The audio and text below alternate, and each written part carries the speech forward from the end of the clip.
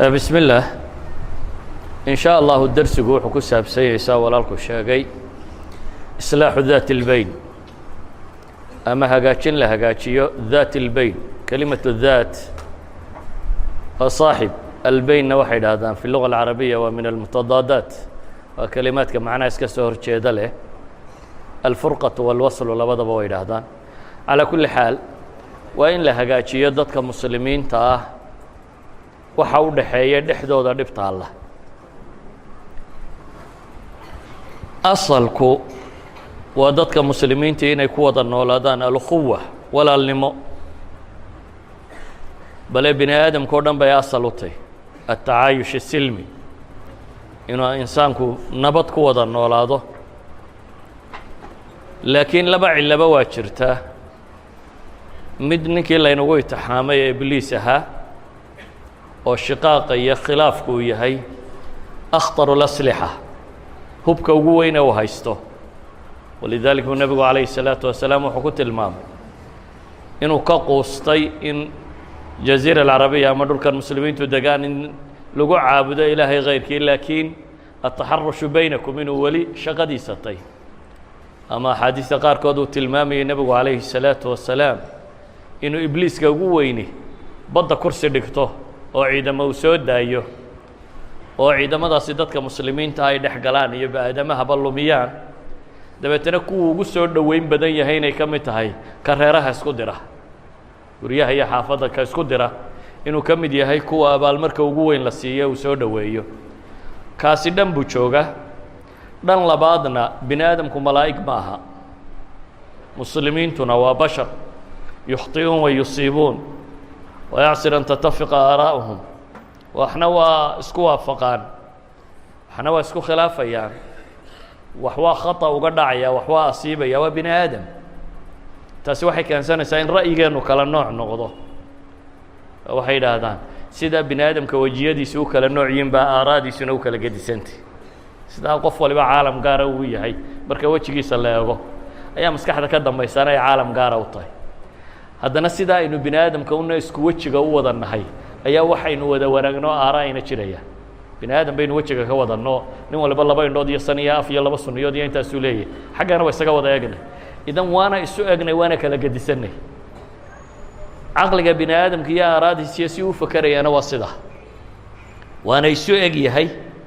waana kala gedisan yahay wuxuu ku kala gedisayna waa jiraan waxa kaloo intaa dheer masaalixda bini aadamka waa kala masaalix waxaasoo dhamme waxay keensanayaan iyaguna in dadku khilaafaadku ay jiri karaan haddaba khilaaf kastoo jira shareecada islaamigii marnaba ma bannaynin taqaatuca in la isgooyo waxaa kuugu filan inuu nebigu yidhi calayhi salaatu wasalaam xadiidka imaamu muslim warinayo albaabada jannada ayaa la furaa maalinta isniinta iyo maalinta khamiista dabeetana ilaahay waa u dembi dhaafaa qof kasta oo addoomihiisa ka mid aan cidna ugu shariig yeelaynin laba nin mooyaane buu nebigu yidhi calayhi salaatu wasalaam laba iyagu maalintaa isniinta iyo khamiista arrinkoodu dib loo dhigaa labadani maxay sameeyeen waxaa la yidhi waa ilaa rajulan kaanat baynahu wa bayna akhiihi shaxnaa qof isaga iyo walaalkii colaad iyo dhib iyo muran uu dhex yaallay qoladaa waxaa ilaahay yidhaahdaa andiruu haadayni xataa yastalixa andiruu haadayni xataa yastalixa andiruu haadayni xataa yastalixa labadan arrinkooda dib ha loo dhigo intay ka heshiinayaan baa la ydhaha labadan arrinkooda dib ha loo dhigo idan weynideeda waxaad ka garanaysaa dadku inuu isqabto oo kala go-o oo murmo xumaanta ay leedahay waxay keensanaysaa acmaashaadii khayrka ahayd in la aqbali waayo inaad noqoto kuwa alla u dembi dhaafaya in lagaa reebo ilaa iyo ninkan heshiisaan waxaana macruufa xadiidkii ku yaalay sunan abu daawuud iyo ibnu maajaan rajaynaya kayrkoodba sheekh alalbani saxiixa ku tilmaamay wuxuu nebigu leeyay man hajara akhaahu sanatan fahuwa ka safki dami ama hajru lmuslimi ka safki dami riwaayadda kalena waa soo aroortay adab اlmufrad lilimaam اlbukhaariy calaa kullin xadiidku waxa uu tilmaamayaa inaad walaalkaa goyso shaxnaa bay tii hore ahayd colaadiyo inay dhex taallo inaad goyso muqaataca ku samaysaana waad ka hijrootaana sanad inaad hijro iyo cadho iyo dudmo ku maqan tahayna inaad dhiiggiisa qubtay la mid tahay buu nebigu leeyahy alayh الsalaatu wasalaam. dhiig qof muslimoo la daadiyaana waxaynu garanaynaa sida uu weeyey. haddaba bini aadamku kala tagga kuma habboona. qofka muslimkaana aakhiradiisa iyo adduunkiisa midnaba faa'iida uguma jirto colaaddu. idan waxaa loo baahanya in colaadda laga tallaabsado. bini aadamka isqabadkiisu maraaxisha uu maroo dhan islaamku markaa qaab loo farsameeyo oo colaaddaa iyo dhibtaa iyo cadhadaa iyo ishayntaa loo saaro ha ahaato maraaxisha hore hadday maraysee ah xoogaaga murankaa iyo caloolxumada, ama maraaxisha ku xigta hadday gaadhe ah alhajr waatabaacud in la kala guuro ama la isgooyo, ama maraaxisha ugu dambaysa hadday gaadho ah in la isdilo oo la isku xadgudbo. intaba islaamku xal buu u sameeyey. idan mawduuca in dadka la heshiisiiyo oo la walaaleeyo waa mawduuc islaamka aada ugu weyn. walaalayntaasina raadna waa ku leedahay nolosha qofka muslimka ah, ka fardi ahaan, qof ahaan, iyo bulsho ahaan, qabiilo ahaan, shirkado ahaan, dowlado ahaan, iyo shucuub ahaan. mid kastaba raad bay ku leedahay ishaynta iyo muranku. sidaa awgeed baa shicaar qur-aanku wuxuu ka dhigay wasulxu khayr baa ilaahay yidhi. wasulxu khayr, sulxi dhammaantii sulxi sharciga waafaqsane waa khayr baa ilaahay leeyahy subxaanaه wa tacaala. heshiisku in la heshiiyo oo dadku iscalool xaadho oo ishuur maydho oo walaaloobo oo la heshiiyaa waa khayr buu ayuu qur-aanku tilmaamaya rabbi subxaanaه wa tacaala. aadanaha maanta noolla tajaaribta nololeed waxay bartay fikirka qaanuuniga ee caalamiga ee maantu inuu u janjeedho naxو الsulxi wاlmufaawadaat, inuu bini aadamku heshiiyo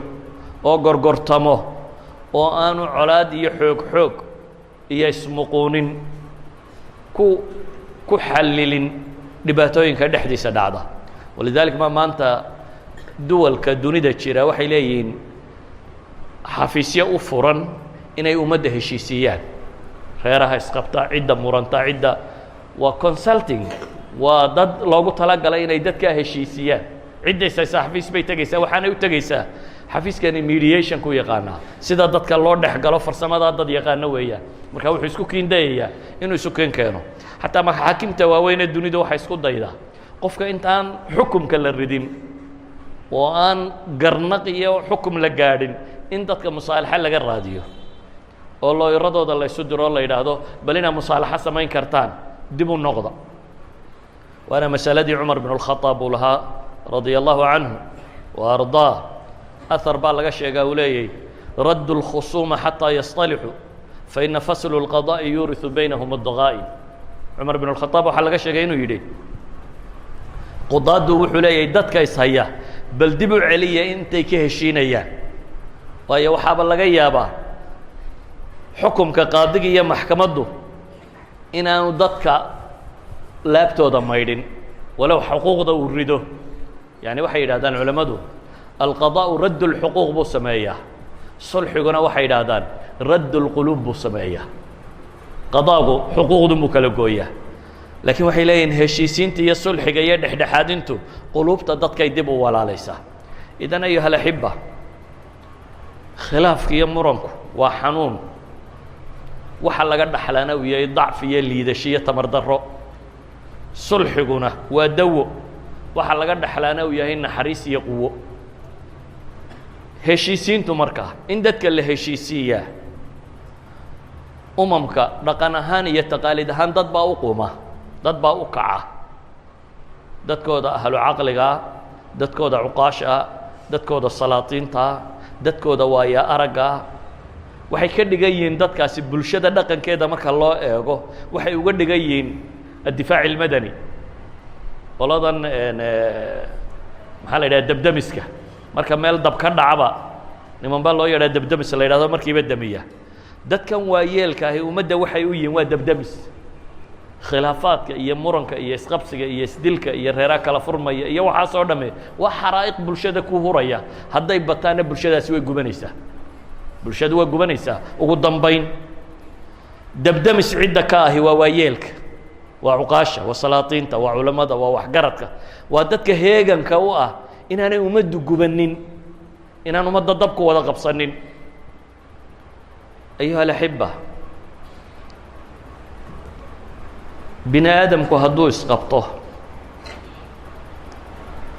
siyaabo badan buu isku dayaa inuu xalka u gaadho bini aadamka badh wuxuu isticmaalaa win-win situation waxay yidhaahdaan meel dhexe in la isugu yimaado adna aada guulaysato adna aan guulaysto nin la jebiyey iyo nin jabaytoonaya inaanu jirin ee la heshiiyo maa ilwajhiga in dadkao dhan loo ilaaliyo waa sulxigaa keena bini aadamka badhna zero sum game buu isticmaalaa wuxuu isku dayaa inuu awoodda wax ku muquuniyo waxay gaaladu yidhaahdaan qiso kutubtooda hore iyo waxooda ku qoranoo shamshum theory ay yidhaahdaan bay soo sheegaan shamshum theorygu waa qiso khuraafaadkii ahlu kitaabku yahuudiya waxaas ay rumaysnaayeen ka mid oo waxay yidhaahdaan nin baa jiray xoog weynaa oo dadkan lagu jira ah marka wax kasta wuu dili jiray waxaa la yidhi war ninkan saynu isaga qabanaa waxaa la yidhi ninka kan xooggiisu timuhu kaga jira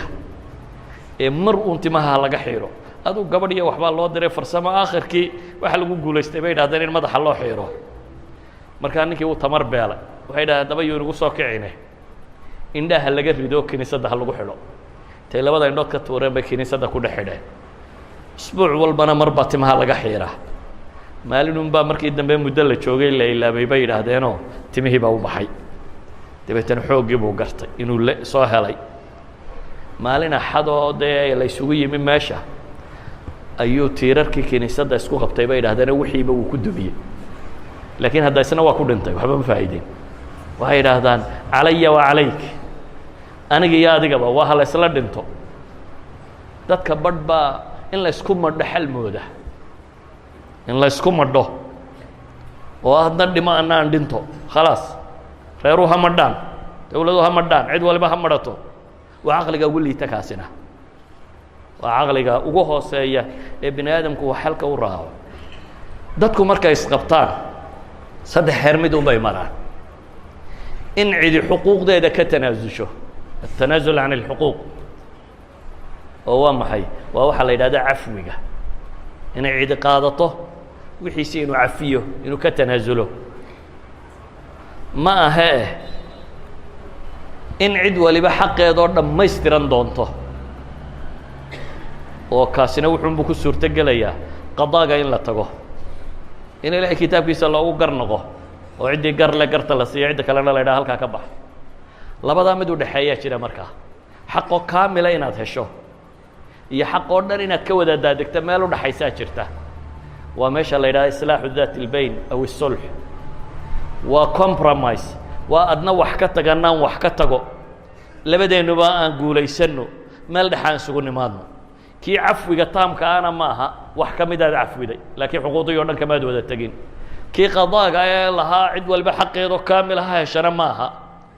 waana inta badan bini aadamka ka ugu quruxda badan leh uu isku hayo waayo cafwiga dadka sare unbaa gaadha dad manaasishu taqwa dadka gaadhay ayuunbaa martabaddaa inta badan gaadha haddaba sulxigu fi shariica waa wax kasta oo dadkii ishayey murankooda lagu kor yeelo dadkii dagaalansanaa dagaalkooda lagu joojiyo ciddii xoolo ama dhiig ama wax kastaba ha isku hayaan ama diin waxay doonaan ba ha isku hayaane in islaax iyo wanaag laga dhex raadiyo sulxiga alimaam ibnu xajar raxmat ullaahi calayhi wuxuu leeyay sulxigu aqsaam buu u qaybsamaa waa sulxu lmuslimi maca alkaafir buu leeyay gaal iyo muslim in la heshiisiinayo ama guri in la heshiisiinayo islaan iyo odaygeedii in la heshiisiinayo sulxu bayna zawjayn ama imaamka muslimka ah iyo fiqo baaqiyo ku baxday in la heshiisiinayo dowlad iyo jabhad dowladdii sharciga ahayd shareecadu ogolayd iyo dad ka baxay oo ama qabiila ama jabhada ama waxay doonaana in la heshiisiinaya bay leeyihiin sulxigu wuxuu kaloo dhici karaa fi ljaraaxaat in qisaasta lagaa cafiyo oo maal lagu bedelo dilkii laga daayo o maga lagaa qaato waa nooc min sulxiga ka mid a gacantii lagu goyn lahaa ama ishii lagaa ridi lahaa qofkaad ka riday uu ka tanaasulo oo maal uu ku beddesho. waxaa kaloo sulxiga la yidhaahdaa khusuumaadka dadku isku hayaane kale ee xoolo leh ee waddooyin leh ee baabkaa leh nisaaca in la dhammeeyo. haddaba fuqahada kutubtooda intaad aragto baabu sulxiga waa mucaamalaadka u dambeeya. ama sulxiga muslimiinta iyo kufaarka udhexeeya baabulhudna bay kaga hadlaan. sulxiga imaamka iyo buqaadda udhexeeya kitaabulbuqaat bay kaga hadlaan. sulxiga zawjaynka udhexeeya kitaabulqasmi wannushuus bay kaga hadlaan. idan kutubulfiqi markaad aragto baabu sulxigu abwaab iyo kutub tiro badan oo kale nooca ayuu ku jira. laakiin innagu waxaynu ka warramaynaa isagoo isku duuduuban, isagoo dhammaantiiya in dadka la heshiisiiyo, ama gaal iyo muslim ha noqoto, ama dowladda iyo inta ka soo horjeedda ha noqoto, ama oday iyo islaanti iyo ishaya ha noqdo, ama qabaa'il isdile iyo jamaacaad iyo kooxo isdile ha noqoto. dadka in heshiis laga dhex raadiya sulxigaas shareecadu wayna faraysaa. majaalaadka iyo mayaadiintiisaasi waxaa ka mid a ka ilaahay qur-aanka ku leeyahay wain imra'atun khaafat min bacliha nushuusan aw icraada. waa kii guriga hadday haweenay ninkeeda inuu ka tago ama ka jeesto ama isla weyni ka dareento falaa junaaha calayhima an yuslixa baynahumaa sulxa. dhibi korkooda ma ahaan inay heshiiyaan baa ilaahay leeyahy subxaana wa tacaala, inay heshiiyaan oo isu tanaasulaan oo waxyaabihii laysku hayay wax ka mid a laysaga tanaasulo. waxa laysaga tanaasulayaa waa maxay? waa bacd alxuquuq, waa xuquuqdii wax ka mida qofku inuu ka tanaasulo oo dabeetana meel dhexa la ysugu yimaado. ilaahay markaasi wuxuu leeyay wasulxu khayr, waar heshiiskaa khayrku ku jiraa baa ilaahay yidhi. haddana ilaahay wuxuu sii daba dhigay wauxdirat ilanfusu shux, naftana bakhaylnimadaa lagu xaadiriyey baa ilaahay yidhi. bini aadamku waa waxaygii xaqaygii buu taagan yahi, laakiin waa mansilo loo baahanya inaad ka korto. qofku markuu garaad iyo caqli yeesho ayuu waa waxayagii un haddaad taagnaato, waa beertaydii, waa dhulkaygii, waa waddankaygii, waa dowladnimadii, waa waxaygii un haddaad taagnaato way adag tahay inaad bini aadamka heshiisaan. laakiin nooc min atanaasulaat bini aadamku inuu isu dhimriyo. ilaahay wuxuu leeyahay nafta bini aadamka asalkeeda waxaa ah waa uxdirat ilanfusu shuxa. bakhaylnimada iyo shaxiixnimada iyo waa waxaygiidu way ku xaadirsantay. laakiin maxaa la yidhi wain tuxsinuu watattaquu faina allaha kaana bima tacmaluuna khabiira. haddaa ixsaan samaysaan, ixsaanku waa atanaasul can bacdi alxuquuq, cadaaladuna waa inaad waxaaga hesho. haddaad ixsaan samaysaan oo alla ka cabsataan ilaahay waxaa samaynaysaan waa arkaya. idan waxaa la leeyahay guryuhu qaanuun haddii la yidhaahdo ha lagu dhiso keliya dhisbaba maayaan. hadday islaantuna tidhahdo waxaan xaq u leey o dhan wayn halkaa la dhigaa, odayguna yidhahdo waxaan xuquuq leey o dhan wayn halkaa la dhigaa, labadaasi wada noolaan maayaan. gurigaasi wuu dumayaa. gurigu muxuu ku dhisan yahay? atanaasul. odayguna waxyaabaha qaarkood inuu indhaa ka laabto faa'iidooyin badan oo kale ilan ku qabaaye. islaamtuna waxyaabaha qaarkood inay indhaa ka laabato faa'iidooyin badan oo kale ayay ku qabtaaye. laakiin hadduu qof waliba yidhahdo waxaygii soo taago waa adkaanaysaa. idan sulxigu ilaahay wuxuu ina leeyahay war inaa islaax dhexdiinna raadisaan dhibi kuma jirta baa ilaahay leeyahy. sulxigaana khayrku ku jiraa baa ilaahay leeyahy. sulxiga ayaa khayrku ku jira. falaa tamiiluu kula almayl fatadaruuha kalmucallaqa wain tuslixuu watattaquu faina allaha kaana gafuura raxiima. nebigu calayhi salaatu wasalaam maalin buu soo dhaqaaqay, dabeetana gurigii inantiisii u yimi faatima. markaasuu cali ka waayey. cali xagguu qabtay baa la yidhi ayna ibnu camik. waxay tidhi de waa isqabanayo intuu cadhooday buu dudo u iska tegey. mid buu yidhi war bal cali ii raadi. cali baa la soo raadiyo masaajidka isagoo iska hurdaa la helay. qum ya aba turaab waa markuu naanaystaa nebigu u bixinayay. aba turaabow meesha ka kaco waa dhex galay nebigu calayhi salaatu wasalaam. idan ilaahay wuxuu inoo tilmaamayaa afraadda iyo jamaacaadka iyo kooxaha iyo cid kastaba in la dhexdhexaadiyo. bini aadamku isqabashadiisu wuxuu shalay ka tegey buu maanta dib u gocdaayoo isku qabtaa. bal u fiirso saxaabadii nebi moxamed calayhi salaatu wasalaam. waa dadkii u khayr badnaa. ilaahay dartii bay dhulkoodii iyo xoolahoodii iyo waxoodiiba uga hijroodeen. socankaa maaha. hijrada waxay u galeen oo madiine u qabteen oo xoolahoodii iyo waxoodiiba uga tageen ilaahay dartii. laakiin dagaalkii ugu horreeyey markay galeen waxoogaagii khaniimadee la soo helay muran baa ka dhacay. dawaa nimankii shalayto ilaahay dartii uga yimi waxay xoolo iyo haysteen oo dhan iyo dhulkoodiiba oo ilaahay dartii u hijrooday iyo diinkooda inay ilaashadaan ayaa dagaalkii Badar markii la galay waxoogaa xoolaa la soo helay ayuun baaba qaybteedii muran ka dhacay dadkii saddex qaybood bay u qaybsameenoo markii gaalada la jabiyey qola nebigay ku hadho way ilaalisay calayhi salaatu wasalaam qolana gaaladii jabtay dabada kaga dhacdo way sii eryatay qolana wixii gaaladu tuuraysay iyo xoolihii bay soo ururisay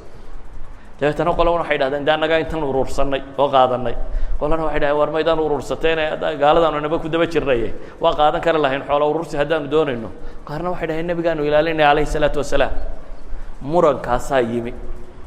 ilaahay murankaa yara bilaabmay buu qur'aanka soo dejiyey wixii ay acmaal wanaagsan sameeyeen oo dhan iyo raganimaday geysteen ilaa maalintaa waa nimankii ilaahay uu nebigu tilmaamaya calayhi salaatu wasalaam reer Badar ilaahay baa taalacdo oo yidhi ifcaluu maa shi'tum waxaad doontaan sameeya ilaahay baa dembigiina dhaafaya yacni nimanka mansiladaa la gaadhsiiyey wixii ay wacdara dhigeen intaan rabbi ka warramin tan baa loogu horraysiiyey wax looga warramo fii suurati alanfaal maxaa lagu bilaabay aayadda 41 ayaa lagaga warramayaa haniimada sida loo qaybsanayo waclamuu annamaa hanimtum min shayin waa aayadda 41 laakiin aayadda koowaad maxay leedahay yasaluunaka can ilanfaali qul ilanfaalu lilahi wاrasuul faاtaquu اllaha waaslixuu daata baynikum waaطicuu اllaha warasuulahu in kuntum mu'miniin baa ilaah yidhi war faاtaquu اllaha waaslixuu daata baynikum alla ka cabsada oo dhexdiinna waxa ah hagaajiya waaطicuu اllaha warasuulah alla iyo rasuul ba aqbala haddaad tihiin kuwa mu'miniina baa la yidhi intaa yare muranee soo dhex gashay ayaa rabbi ugu horraysiiyey in loo islaaxiyo koox haddii la isqabto oo mararka qaarkood wax isku tuurtuur iyo dhibba ay gaadho sidii madiine gudaheeda ka dhacday ilaahay qur-aan buu soo dejiyey la leeyahy wain طaa'ifataani min almu'miniina اqtataluu faaslixuu baynahuma laba kooxood oo mu'miniinta ka mid a hadday isdilaan faaslixuu baynahumaa baa ilahay yidhi sulxi ku dhex gala ilahay wuxuu ina leeyahy inama almu'minuuna ikhwatun faaslixuu bayna akhawaykum waar dadka mu'miniinta ahi waa walaalo kale lama odhan waa walaalaa la yidhi waa walaalo walaalku waa maxay macnihiisu walaalku waa ninkaad guushiisa ku faraxdo guuldarradiisa ka naxdid dhibtiisa ku dhibto waxalkiisu uu wanaag ku yahay walaalka caynkaasu ku yahay ninka walaalaatiina hooyay aabaydan wada dhalay wuxuu ku guulaystay kasta waad ku farxaysaa aqoon ha noqoto cilmi ha noqoto masab ha noqoto waa ku farax gelinaysaa waa walaalkaayoo guulaystay wixii dhib soo gaadhaana waa ku naxdin gelinaysa waa ku warwar gelinaysaa wax alaaliya wixii dhib walaalkaa ku dhacaa wax kastaba ha noqdaan idan ilaahay wuxuu leeyay war mu'miniintu waa walaala baa ilaahay leeyay axkaamtii walaalahee noocaa isu dareenka ahayd bay saytaan ee faaslixuu bayna akhawaykum hadday dhibi ka dhex dhacdo hagaajiya nabiga calayhi salaatu wasalaam baa waxaa soo gaadhay war odhanaya reer Quba ayaa isturtuuray oo isdilay oo dhagxan iyo waxba xaafadii isku tuureena waa la ismaaga dabeetana nabigu wuxuu yidhi idhabuu bina nuslix baynahum xadiiskii bukhaari waarina dareeriyaan hagaajin aan soo islaaxinne nabigu calayhi salaatu wasalaam waxaa la yidhahdaa islaaxu waa waxa qudhay nebi maxamed jamac ka reebay jamcii salaada iyo imaamnimadii wuu ka hadhay isagoo dad heshiisiinaya ilaa iyo uu bilaal markii dambe salaadu waktigeedii intuu dib u dhacay oo abibakar u yimaado yidhaahdo war nebigii weynaya abibakarowe dadka ma tukinaysaa markaasuu abibakarna yidhi ha haddii aad aqiinto wuu aqiimay salaaddii markay galeen iyagoo ku jira ayuu nebigu xagga dambe ka soo gaadhay calayh salaatu wasalaam waa salaaddu markaa nebigu abibakar uu ku dhinac xidhan doono ee dadkuna ay u sanqarhayaan oo u tilmaamayaan inuu nebigii yimi abibakarna uu dib u guranayo nebiguna uu rabo inuu tukiyo laakiin uu diiday si kastaba ha noqotee waxaynu leenahay waxay tilmaamaysaa heshiisiinta dadka iyo qiimaha ay leedahay nebigu calayhi salaatu wasalaam isagoo gurigiisa ku jira ayuu maqlay saxaabigii kacb ibnu malik la odhan jiray iyo ibnu abi xadrad saxaabi la odhan jiray oo dayn isku haya masaajidka gudihiisa oo uu leeyahy war lacagtii halkaa dhig waktigii bay gaadhaye uu kana leeyahy waxba ma hayo oo dabeetana codkoodu kor noqday dabeetana nebigu calayhi salaatu wasalaam waa soo maradu dee masaajidka gurihiisuu meesha ku nabnaayeen maraduu iska soo fayday dabeetana kacb ibnu malik buu u yeedhay kacab buu wuxuu ku yidhi markuu u yeedhay kacab baa yidhi labayka yaa rasuula allah kuwa ateeca ilaahay rasuulkiisiiyo nebigu gacantu wuxuu ugu tilmaamay ninka nuskada yani badh ka rid ayuu nebigu calayhi الsalaaةu wasalaam u ishaaray qad facaltu buu yidhi waan yeelay ilaahay rasuulkiisa iyo nuska aad tidhi ka daa waan aqbalay kii kaluu nebigu yidhi calayه الsalatu wasalaam qum faaqdihi waar kacoo soo gud baa lagu yidhi riwaayadka qaar baa sheegaa xadiidka bukhaari intaas ku kooban yahay inuu yaro warwareego uu yidhi ma haysta iyo waa kan war nebigu kama aqbalin ma haysta iyo waxaas war kac baa lagu yidhi oradoo ninka lacagtiisa u keen markii uu nebigu ku celceliyey nebiguna hadduu 3 goor wax faro saxaabadu warka kumay soo celin jirin ayuu iska baxay cumaamadii guntaday ayuu go-i hoose furay suuquu la tegay yaa iibsaday buu yidhi marka kii hoosuu iibiyey islaam baa ku soo baxdo war saxaabigii nebi maxamed maxaa ku dhacay waa loo sheegay go-a imisaad ku iibinaysaa 4 dirham buu yidhi 4tii bay ka siisatay go-agana qaado bay tihi 4 dirhamna qaado dabeetana isna 4tii buu keenay oo ninkii nuska ka daayey intii baa goysay oo uu keenay idan dayn baa laga heshiisiin karaa oo guri baa la heshiisiin karaa oo dagaal baa laga heshiisiin karaa colaad baa lagu heshiisiin karaa oo qadaaya siyaasiya ayaa qur-aanku tilmaamaya baa laga heshiin karaa ama nebigu calayh الsalaatu wasalaam nabiyullaahi moxamed xadiidkii abi bakra oo memberka saaran baa xasan ibn alcali oo yar dee nebigu wuxuu geeriyooday ba xasan isagoo 7 jira marka xasan oo yar oo inan yaraba isa soo taagay nebigoo memberka taagan dabeetana nebigu calayh الsalaatu wasalaam marna xasan buu eegaa marna dadkuu eegaa markii dambe nebigu wuxuu yihi calayh الsalaatu wasalaam inankayga kani waa waayeel waa oday waa sayid walacala allaha an yuslixa bihi bayna fi'atayni cadiimatayni min almuslimiin waxaana la arkaa in ilaahay ku islaaxiyo 2 kooxood oo waaweyn oo muslimiinta ka mid ah oo yacni isdilayo ishaya in ilaahay ku islaaxiyo dabcan dagaaladii muslimiinta dhex maray ee ka dhashay dilkii cuثmaan oo cuثmaan dilkiisii markii la dilay cali bn abi aalib iyo madiine qoladii joogtay waxay u degdegeen bal horta inay khilaafada islaamiga oogaan oo kala dambayntii iyo dowladnimadii soo celiyaan qoladii shaam joogtayna waxay kaga dhegtay nimankii cuثmaan dilay waxa kale ha dambeeyaana horta qolada hala qisaaso labadaa ra'yi ayaa muran ka dhacay kadibna dagaalaa dhacay dagaaladaasi mudday socdeen cali sidii bay ku dhintay niman khawaarijaa dilay xasan ibn اlcaliyi baa lala beectamay waa khaliifo muslim bale culimmadu waxay yidhaahdaan xadiidkii 30ka sheegaya khaliifadu inay 30 sannadood ahaanayso 6 bilood ee xasan baa buuxinaysa bay yidhahdaan oo ku sodonoobaya calaa kullin waa khaliifaة اlmuslimiin waa kursigii ugu sarreeyey caalamulislaam oo dhan buu fadhiyaa ciidanna wuu haystaa badan waana khaliifadii xaqa ahaa ciidan badanna wuu haystaa laakiin wuxuu aqbalay muslimiintu inay heshiisiiyaan oo dhiigooda la badbaadiyo kursiga ugu sarreeya inuu siisto inuu aqbalo madaxweynenimada intuu isagu ka daadego ninka ka soo hor jeeda oo aan xaq markaa u lahayn isagu kaga xaq lahaa inuu siiyo mucaawiya bn abi sufyaan inuu yidhaahdo adigu bal maamulka qabo muslimiintu ha heshiiso dhiigooda ha joogsadaan 5 sannadood oo muslimiintu isdilayeen tuulo may furanin muslimiintii xoogga badnaa cahdiga abibakar iyo cuثmaan iyo caalamkaba dawakiyey markay iyagu isku soo jeesteen tuulo may furanin 5tii sannadood ay isdilayeen caamuljamaaca markii ka dambeysay ayay futuuxaadkii dib u bilaabmeen markaasaa xooggii muslimiintu dib u soo baxay cidda istishaah dee waa ilaahay baa qur-aan ku tilmaamay fatafshaluu watadhaba riixukum waa inaad fashilayso aad jabaysid idan sulxigu wax kasto war gaal baa lala heshiin karaa muslim kale ka kaalay gaala ayaa sulxi lala geli karaa sulxu xudaybiya nebigu calayh الsalaatu wasalaam gaal buu la heshiiyey gaaladii maka ka saartay ee dagaalada ku qaadaysay ee dhibta badnayd oo 19 sannadood ay markaa muslimiinta ishayaan sulxulxudaybiya waa sanadkii 6aad ee hijriyada 13 uu maka joogay iyo 6daa sannadood 19 sano nimankii nebi maxamed la dagaalamayey oo beder iyo uxud iyo waxaasoo dagaal ay soo dhaceen ayuu wuxuu aqbalay inuu sulxi la galo inuu heshiis la galo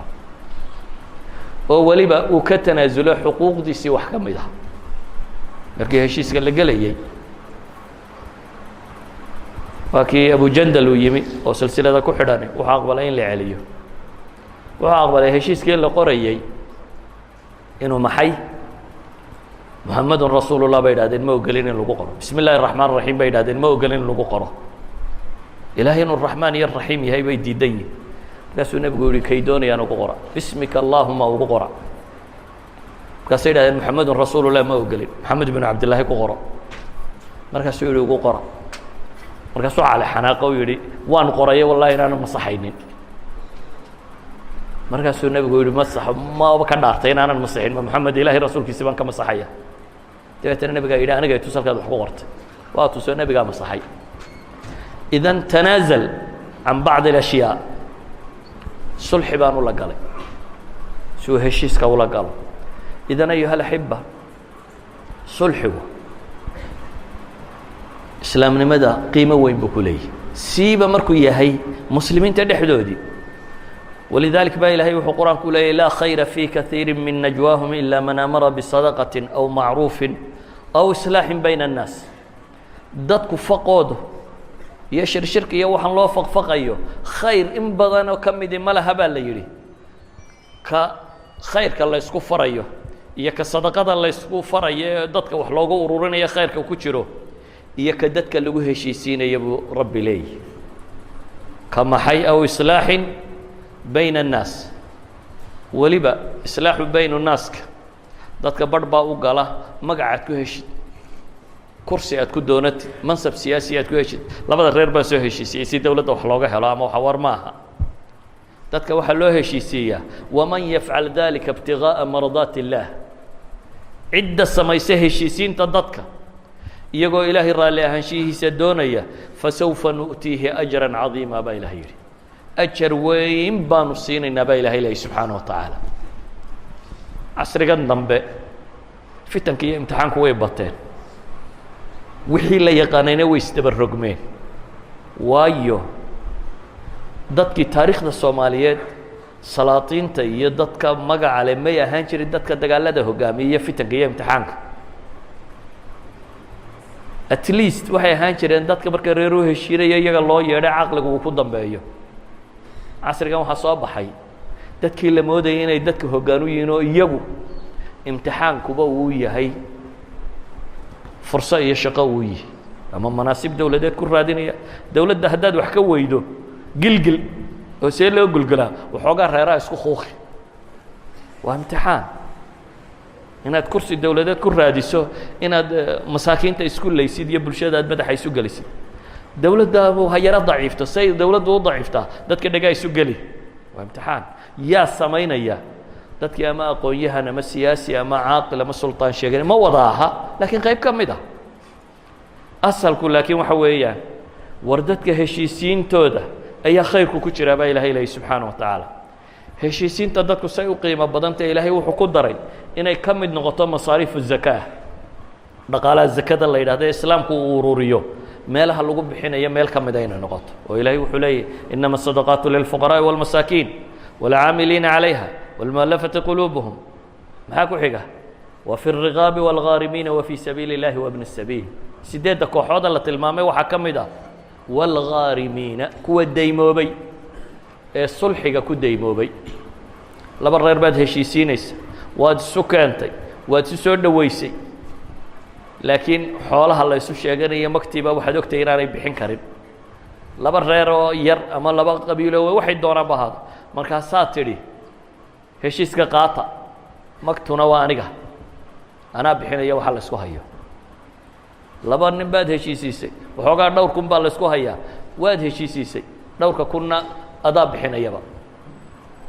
intaad soo qaadda baad kii la haystay u dhiibaysaa leedahay iska bixi haddaad sidaa ku daymowdo dayni kugu raacdo waad bixin kari weydo zakada in lagu siyaabada xaq u leedahay muslimiinta tujaarta iyo dadkan waxaysta inta zakada laga qaado inaad zakada ku bixiso maxay islaax bayna الnaas oo ilaahay baa leh wاlghaarimiina baa ka mid ah waa kii saxaabigu qubaysa intuu yimi yidhi ilaahay rasuulkiisa iyo mas'ala wax weydiistay nebiga oo le waxaan heshiisiinaan dad heshiisiinayaan ku daymoobay dabeetana waa kii nebigu u tilmaamayay masaladu saddexdan inay u bannaantahy inuu isagu ka mid yahay mas'alaba saddexdan inay u bannaantahy inuu isagu ka mid yahay ilaahay wuxuu inoo tilmaamaya qur-aanka la inoogu sheegay dadka heshiisiintiisu dhaarta in loo furo waan ka dhaartay iyo waanu dhaaranay iyo socon mayso walaa tajcalu اllaha curdaة liأymaanikum an tabaruu watattaquu watuslixuu bayna الnaas baa ilahay yidhi dhaartiina ha ka dhigina mid lagu hor joogsado in samaha la sameeyo ama ilaahay cabsidiisa lala yimaado amase dadka lagu heshiisiiyo ayuha اlaxiba nebiy llaahi moxamed calayhi الsalaaةu wasalaam waxa uu tilmaamaya dadkaasi aynu leenahay waa addifaaci اlmadani dadka dabka ka daminaya waayo waxa kane hadduu kaco waa dab diin iyo wax walba cunaya de dagaalada iyo colaadaha iyo balaayadu kacdo dhiig baa ugu koreeya dembi la galo waa la banaysanaya walidalik buu nebigu wuxuu saxaabada ku yidhi alaa أخbirukum bأfضل min darajaة الصiyaami والصalaaةi والصadaqati wardadow ma idiin sheegaa soonka iyo salaada iyo sadaqada wax ka fadli badan culamo badani waxay idhahdaan waa nawaafishaa la sheegaya cinda almuslimiin saddexdan shay dee waa arkaanulislaamkii waaweynaa wixii ku jiray ama wixii arkaanulislaamka lagu kabayey salaad waa cibaado qaali iyo dadka muslimiinta ah maskaxdooda ay yaqaaniin heerkay xagga alle ka joogto laba ragcadood oo sunno oo salaada subax ka horeeyaa la yidhi khayru min addunya wamaa fiiha khayru ma طalacat calayhi shams ayaa ka khayr badan baa la yidhi cadceediba waxay u soo baxdo idan qofka muslimkii wuxuu yaqaanaa salaadu qiimaha ay leedahay wuxuu kaloo yaqaanaa soonku qiimahay leedahay baab gaar oo rayaan la yidhaahdo ama laa cidla lahu nebi moxamed ku tilmaamay soonka wax u dhigmaaba ma jiro soonka iyo fadaaisheedana qofka muslimkaa caqligiisa aad bay ugu weynta wuu yaqaanaa sadaqada iyo wax la baxa iyo fadaaisheedana qofka muslimka wuu yaqaanaa saddex shay oo muqararka ah cinda almuslimiin la yaqaano fadiilada ku jirtaa intay tahay ayuu intuu nebigu isku daray buu yidhi wax ka fadli badan ma idin sheegaa saddexdii shay aa taqaaneen fadaaishooda wax ka sii fadli badan adigu fadaaisha sunanka ku soo arooray sadaqo o dhan soo akri soon oo dhan soo akri waxa ku soo arooray fadiilo ah salaad oo dhan soo akri intaasoo fadiilaa intaad isku darto nusuusta ku soo aroortay keeda sunno ah ayuu nebi moxamed wuxuu leeyay wax ka koreeya ma sheega haddaba saxaabadii waxay dhaheen bela haa ilaahay rasuulkiisiiyo wuxuu ku yidhi nebigu calayh الsalaatu wasalaam islaaxu daat اlbeyn dadka dhibta dhexdooda oo la islaaxiyaa ka fadli badan dadka dhibta dhexdooda taalla mu'miniinta qabaa'ilka isdilaya dowladaha isdilaya reeraha isfuraya dadka kala guuraya shirikaadka burburaya waxaa muslimiinta ishayse dhexdooda oo la islaaxiyo ayaa ka fadli badan buu nebigu yihi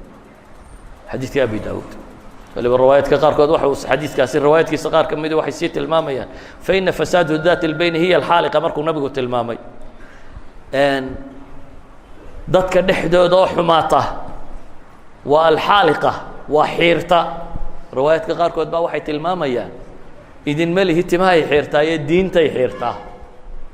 dee adigu meesha colaaddu ka dhacdo xisaabi mid yar iyo mid weyn iyo qof dumara iyo nin caalima iyo waayeel iyo dhiig muslim wax walba oo la banaystaa markay colaaddu dhacdo geelashaa la qaadaayo xoolaha muslim cirdigaa la banaystaa reer hebel caydiisa iyo gabay ku cay oo kan ku cay oo waxan ku cay oo caydaa la banaysta saddexdii uu nebi moxamed xajkii u dambeeyey ee uu nebi moxamed xajo dee kaasoo qurunbaabu xajeeye saddex khudbadoodoo uu jeediyey saddexda khudbadoodba waxaa ku jiray war ma idinka warrama war maanta waa maalin ma war bishani waa tuma war beledkani waa kuma iyagoo beledullahi alxaraam taagan ama carafo taagan markuu intaasoo su-aalo weydiiyo wuxuu nebigu saddexda goorba ku celceliyey war hoy dhiiggiinna iyo maalkiinna iyo cirdigiinuba xaaraan buu idinka yahay sida maalintiina tan bishiina tan beledkiinani uu xaaraan u yahay intaba waa la banaystaa hadday colaad u dhacaan cirdigaa la banaystaa oo markaasaad arkaysaa qaar afmaalla ah oo gabay caya un tirinaya iyo reer hebel caydooda iyo waxooda ka warramaya waxaan jirin iyo wax jiraba isku daraya maalkaa la banaystaa iyo waxa reer hebel leeyihin waa la qaadaa dhiiggaa la banaystaa iyo reer hebel halka lagu arkaba kawbaa laga siiya waa saddexduu nebigu ka digayey ee saddex khudbadood oo maalintii sagaalaad iyo maalintii labaad iyo maalintii yowm xaj alabarka yowm naxarka iyo ayaamu tashriiqa maalinta labaad saddexda khudbadood ee uu jeediyey saddexdaba uu ku tilmaamay war dhiiggiinna iyo maalkiinna iyo naftiinnaba waa idinka xaaraan uu nebigu tilmaamaya uu lahaa laa tarjicuu bacdii kufaaran yadribu bacdukum riqaaba bacd aw dulaalan yadribu bacdukum riqaaba bacd idan hiya alxaaliqa diintay xiirtaa haddaan naf iyo maal iyo cirdi toona la nabadgelinaynin diinta soo hadhay maxay noqonaysaa haddaad intaba la xiiro diinta kuu soo hadhaysaa maxay noqonaysaa nebigu calayhi الsalaatu wasalaam waxgaanay colaaddu sawbataa la leeyahy camalkiinni la aqbali maayo camalkiinni la aqbali maayo marka kala tagtaan isdishaan soo inagii xadiidka ku soo marayni ayuha alaxiba nebigu calayhi الsalaatu wasalaam wuxuu leeyahy maa camala bnu aadamu shayء afضala min الصalaaة bini aadamku ma sameeyo wax ka fadli badan salaad iyo dadka صalaaxu daati اlbeyn iyo khuluqun xasan buu nebigu ku tilmaamay wuxuu nebigu inoo tilmaamayaa qof kasta oo waagu markuu u baryo sadaqa ku waajibtay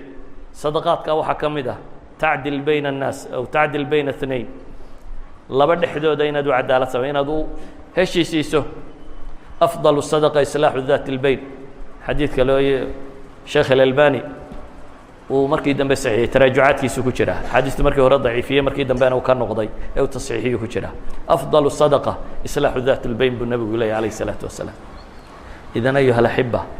waa fadiilo weyn saa awgeed waxgaradka iyo waayeelka iyo aqoon-yahanka waxaan u tilmaamaynaa war heshiisiinta ku dadaala oo dadka inay heshiisiisaan mihnad ha idiin noqoto iyay mihnad idiin noqonin hadal xanaf leh iyo colaad iyo isku dir iyo maagis shaqaha ka dhigin heshiisiinta dadka la heshiisiiyaa waa waxyaabaha naadirkee nebi moxamed calayhi الsalaatu wasalaam uu ku tilmaamay beentu xataa inay ku bannaanta nebigu calayhi الsalaatu wasalaam xadiidka bukhaari warinaya wuxuu leeyahay laysa اlkadaabu aladi yuslix bayna الnaas fayanmi khayra aw yaquulu khayra layse اlkadaabu beenaalaha ma aha buu nebigu yidhi aladi yuslix bayna الnaas ka dadka dhexdooda samaha ka raadinaya oo fayanmi biduuni tashdiid markaad akhrido waa khayr faafinta haddaad shadana waa namiimnimada iyo waa shar faafinta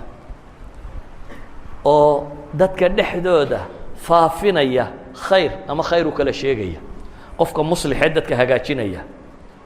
wuu la faqaa qolo walba gaar buu loo fadhiistaa cid waliba waxay tabanaysay sheegataa cid waliba waxa qallafsana ay sheegto ma soo raro inta khayrka luu raraa qolada kale markuu la hadlayo wuxuu idhahdaa nimankii reer hebel waxaasaan ku arkay waxaasaan ku arkay ma bale waxay yidhaahdaan hadalkay yidhaahdeen xataa hadday iyagu meel qalloocan ula jeedeen meesha khayrka lagu raraa saasay sheegeen oo saasay sheegeen oo saasay sheegeen kadaab maaha bay culammadu yidhahdaan bale imaamu nawowi wuxuu leeyahay wاظaahiru ibaaxatu xaqiiqatu nafsi اlkadib lakina اliqtisaara calى الtacriidi afضalu buu yidhi xadiidka daahirkiisu wuxuu sheegayaa xataa been dhaba haddaad u qasdido aad ku heshiisiinaysa inay bannaan tahay laakiin buu leeyahay culammadu waxay yidhaahdaan inaad tacriidka iyo dulmarka iyo tawriyada martid ayaa ka fadlimay inaad been qaqayaxan sheegto calaa kulli xaal xadiidka culamada barh baa waxay ka daliishanayaan in dadka islaaxintoodu dadka barh baa warka waxay raraan inta dadka isku dirta inta dadka bal hadda qadiyada u fiirso inta dadka lagu heshiisiinaya xataa beeniba ha soo yaro dhex gashee khayr baa lagu helaa inta dadka isku diraysa xataa runna ha ahaatee runtaa naar baa lagu galaa u fiirso waa run naar lagu gelayo iyo maxay iyo been khayr lagu helayo haddaad intaad reerka soo dhegaysato warkii ay sheegayeen dee reeruhu markay isqabtaan kolley war kululun bay sheegi doonaan wixii kululaa intaad soo qaaddo aad tidhahda caynkaasay lahaayeenoo saan bay lahayen saan bay lahaayeen namiimiyaatay qataat laa yadkhulu اljannata qataat aw namaan buu nebigu yidhi jannada ma galo diradiraaluhu jannada ma galo buu nebigu yidhi alayه الsalaatu wasalaam namaan baa tahay xataa haddaad tidhahda wallahi run baa sheegaya runtaadaasaad namaam ku tahay runtaadaasaa naarta lagu galaa waayo waa run qasdigeedu yahay maxay in dadka la isku diro ma run khayr wadaba markaan hebeloo ku xantay intaan xantiisi soo raraan ku idhahdo wallahi haddeer caynkaa iyo caynkaasu ku lahaa waa isku kii diraya walow aan run sheegayo waa run aan janno lagu urinaynin waa run aan janno lagu tegaynin waa run xun idan ayuha alaxiba isku dirku diintu ma bannaynin waxyaabahaasi islaaxa in la raadiyaaba fiican dadka la dhex galo islaaxu waa inaanu diinta ka hor imanin isaguna shuruuduu leeyahy waxay culammadu yidhahdaan sulxi kasta oo muslimiinta la dhex dhigo oo uu ku jiro laba shay ilaahay raalli ahaanshiyihiisu iyo labada ishaya raalli ahaanshiyihiisu cadaaladna ay ka muuqato ama cilmi iyo cadaalad ku salaysan waa sulxi la aqbalaya bay yidhahdaan nebigu calayh الsalaatu wasalaam wuxuu leeyahy الsulxu jaaئis bayna اlmuslimiina ilaa sulxan axalla xaraama aw xarama xalaala dadka muslimiinta wixii lagu dhexdhexaadiyaa waa bannaan yihiin mid mooyaane xalaal lagu xaaraantinimaynayo ama xaaraan lagu xalaalaynayo yani xuduudda hadduu sulxigu ka tallaabayo ma bannaana oo maala xadiidka صaxiixa ku soo arooray bukhaari walo reer baadiye ah nin reer baadiye ah baa nin kale inankiisii shaqaalanimo uga qaatay dabeetana xooluhuu raacayay odaygii xoolaha inanka raacsaday ayuu inankii islaantii u weydaartay dabeetana waa fara xumeeyey hadhow arrintii markii la ogaaday ayay labadii oday wada hadleen labadii oday markay wada hadleen baa waxaa lagu heshiiyey war arrintan aan dambabasno 100 adhiya iyo welida jaariyad yarna aan ku siiyo 100 adhiyana qaado saasaa sulxi heshiis meel dhexaa lagu heshiiyey kii inanka dhalay ayaa meelaha wax warwaraystay culammadu u tegtago waxbuu soo ogaaday wuxuu ogaaday inaan waxba lagu lahayn inankiisa in la jeedalun buu ahayo inan yar buu ahaa ninkan islaantiisa ay hayd in la rajmiyo haddii ay qarato dabeetana labadii nin baa isqabsaday sulxigii waa socon waayo waa isqabteen nebigaa la isula yimi calayh الsalaatu wasalaam kii acraabiga ah baa wuxuu yidhi ilaahay rasuulkiisiiyow ninkaa noo garnaq oo ilaahay kitaabkiisa noogu garnaq buu yidhi nebigu wuxuu yidhi waa aqbalay inaan ilaahay kitaabkeeda ku garnaqo kii kaloo ka yara aqoon roonaayo dee warka soo helayna ayaa yidhi ilaahay kitaabkiisana noogu garnaq hadalkana iyo ogolow inaan anugu bilaabo soo bilow baa la yidhi warkiisii buu bilowday warkii buu sheegay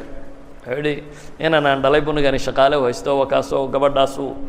ninkaa xaaskiisii buu dabeetana fara xumeeyo dee saasaa dhacday dee waxaanu ku heshiinay intaasi marka waxaan ogaaday inaan dee inankayga lagu lahayn inankayga 100 jeedal iyo taqriibu sana in 100 jeedalla lagu dhufto sanadna la musaafuriyo in inankayga lagu leeyaan xoolahan laygu lahayn iyo walidadan iyo waxa kale nebigu waa garnaqay mar hadday dee gar tahay waa gar waana ilaahay xuduuddiisii xuduuddu markaa musaalaxada ma gasho alxuduud musaalaxa ma gasho beetana waxaa la yidhi inankaaga intaad sheegtaa lagu leeyahay ninkanna boolkii adhiga iyo inantiiba celi baa lagu yidhi saxaabi halka taagana waxaa la yidhi orod islaantaa u tag ninkaani qabayo haddii ay qirato hala rajmiyo hadday qiran weydana dee waxba laguma leh kaa qirtay unba labada qof hadduu mid qirto midna dafiro kan qirto unba xukunka lagu qaadaya kan kale cidi daan 4 markhaatilaga wixii la keenayna cidi waxba ku qaadi mayso iyana waa qiratay oo xukunkii waa lagu qaaday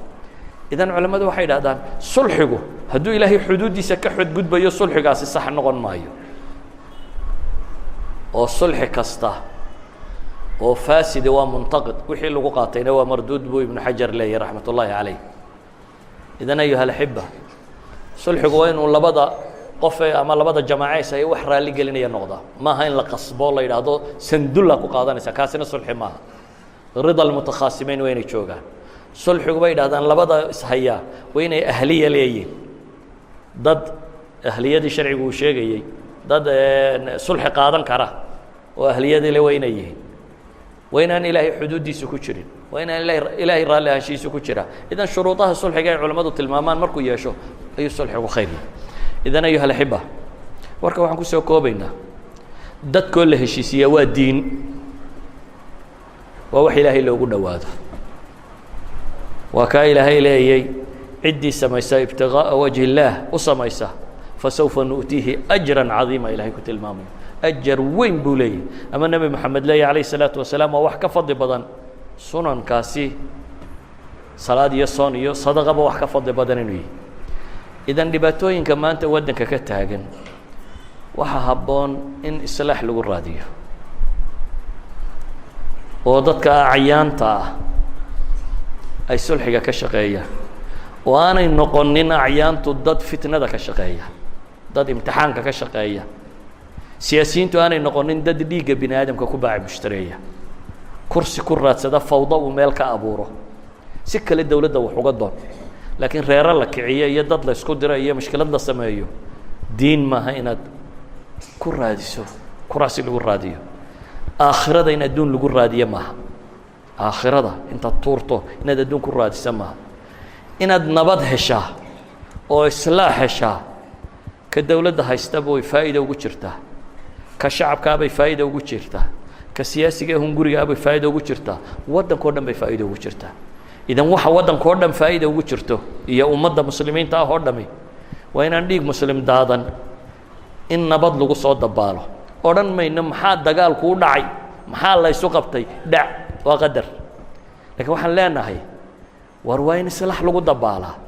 waa in dadka caqliga lihi caqliga adeegsadaan oo sharciga la adeegsadaa oo maanka la adeegsadaa oo waxa ka ratibmaya ay muuqataa war adduunka maxaa ka ratibmaya dad la laayo 100 qof aad disho maxaa ka ratibmaya reer hebel haddaad mariso maxaad helaysaa waxaynu isugu faanayno oo dhami waa reer hebel way iga dhimasho batay soo intaa maaha iyagana 100 baanu ka dilay anana 5 baa naga dhintay waxba maad faa'iidin 105 Soomaaliyeed umada aakhir qabadsiisa wax kale oo faa'iido adna wax maad faa'iidin reerku wax ma faa'iidin cid wax faa'iiday ma jirto waxaynu isugu faanayno isku haysanoo dhami reerka sabir laayna wuxuu la sabri laayay waa aakhiraan idin ka badan kuwan wala waxbaanu dhageysanayna aakhiraan idin badinay weeyaan waxba ayaha la xibba dhiig bini aadam wax lagu faana maaha dhiig muslimna wax lagu faana maaha hanti muslimeed oo la qaadayna wax lagu faana maaha cirdi muslimeed iyo sharaf muslimeed oo wax la yeelayna wax lagu faana maaha idan waxaan leeyahay dadka qiyaadada ah ee ummadda u talinaya hadday madaxda dawladeed tahay iyo hadday madaxda shacabka ku jira tahay iyo hadday aqoon-yahan tahay iyo hadday culamo tahayba war khayr shaqaysta oo dhiigga muslimka badbaadiya aakhiradiinana saasaa faa'iida idinku jirtaa adduunkana aad nooshihiinna saasaa faa'iida ku jirta sala allahu calaa muxamedin wacala alihi wasaxbi